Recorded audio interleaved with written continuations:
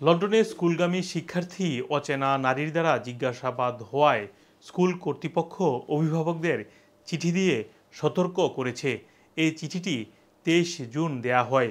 ঘটনাটি ঘটেছে south east লন্ডনের সেন্ট জোসেফ আরসি প্রাইমারি স্কুলের এক শিক্ষার্থীর সাথে।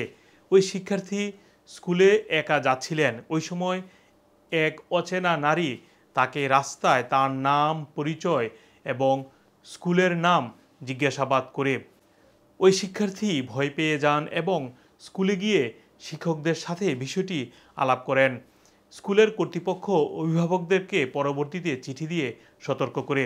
তারা বলেন, যে সমস্ত শিশুরা স্কুলে একা আসা যাওয়া করেন তারা যেন তাদের শিশুদেরকে স্কুলে আসা যাওয়ার বিষয়ে নিরাপত্তার বিষয়টি বুঝিয়ে বলেন।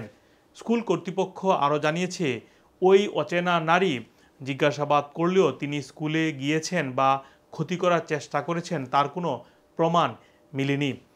বিশেষ করে যুক্তরাজ্যে কোনো শিক্ষার্থী একা কখন যেতে পারবেন সেটির কোনো নিয়মকানুন নেই।